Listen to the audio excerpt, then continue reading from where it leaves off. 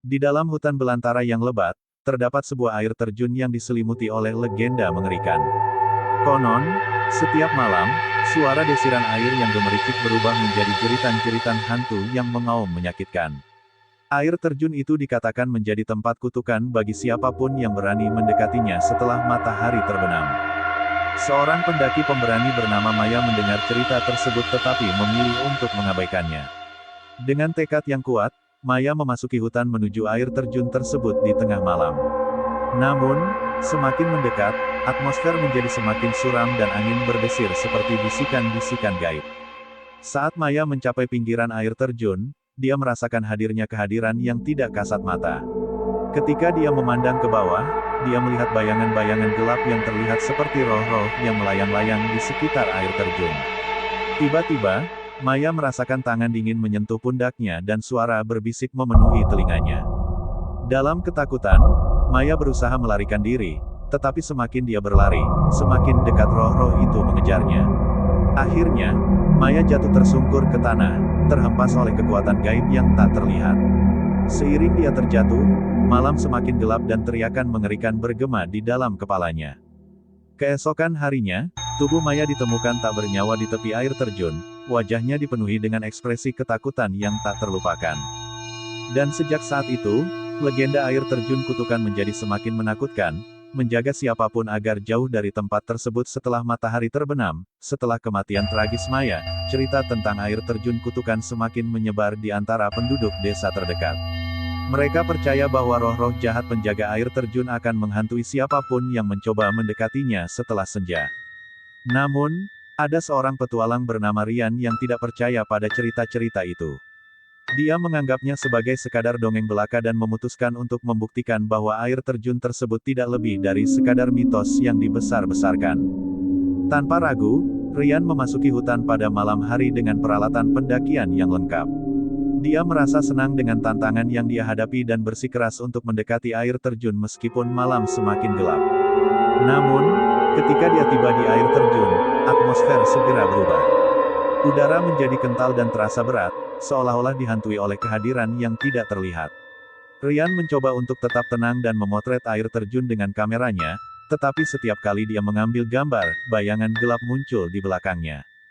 Tiba-tiba, suara-suara aneh mulai mengisi hutan, menyusup ke telinga Rian dan membuatnya merinding.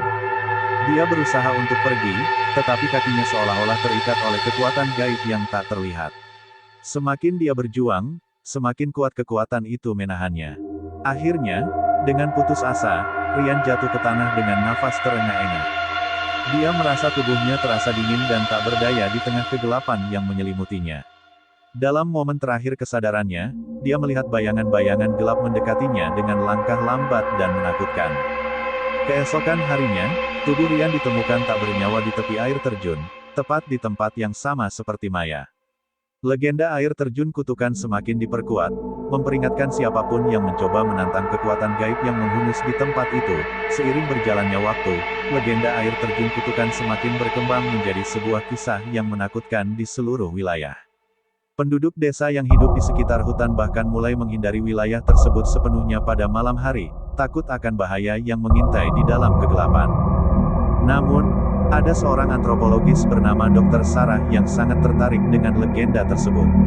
Dia percaya bahwa di balik cerita-cerita yang menakutkan, terdapat kebenaran sejarah yang menarik untuk diungkap. Dengan tekad yang kuat, Dr. Sarah memutuskan untuk melakukan penelitian mendalam tentang asal-usul air terjun kutukan. Dengan didampingi oleh timnya, Dr. Sarah memasuki hutan pada siang hari, bersiap untuk mengungkap misteri di balik legenda itu. Mereka menyelidiki setiap cerita yang terkait dengan air terjun tersebut, mewawancarai penduduk desa dan mencari bukti-bukti arkeologis yang dapat menjelaskan fenomena yang terjadi di tempat itu. Namun, semakin dalam mereka menyelidiki, semakin jelas terasa kehadiran kekuatan gaib yang mengawasi setiap langkah mereka. Suasana menjadi semakin tegang, dan Dr. Sarah mulai merasa bahwa ada sesuatu yang tidak beres di sekitar mereka. Ketika matahari terbenam dan malam mulai menyelimuti hutan, tim Dr. Sarah menemukan diri mereka terjebak di dalam perangkap yang mematikan. Suara-suara aneh mengisi udara, dan bayangan-bayangan gelap mulai muncul di sekeliling mereka. Dr. Sarah dan timnya berusaha untuk melarikan diri, tetapi kekuatan gaib itu terlalu kuat untuk dihindari. keputusasaan, Dr. Sarah menyadari bahwa satu-satunya cara untuk mengakhiri kutukan ini adalah dengan mengungkap kebenaran di balik legenda air terjun. Dengan tekad yang kuat, dia memutuskan untuk terus maju, meskipun risiko yang ada. Keesokan harinya, tubuh Dr. Sarah ditemukan tak bernyawa di dekat air terjun, tetapi dia telah meninggalkan catatan-catatan yang menjelaskan asal-usul kutukan itu. Meskipun dia telah meninggal, penelitiannya membantu membuka mata dunia terhadap kekuatan gaib yang mengerikan yang mengendalikan air terjun tersebut. Legenda air terjun kutukan menjadi lebih dari sekadar cerita menakutkan, itu menjadi pelajaran tentang kekuatan alam yang tidak dapat dijelaskan.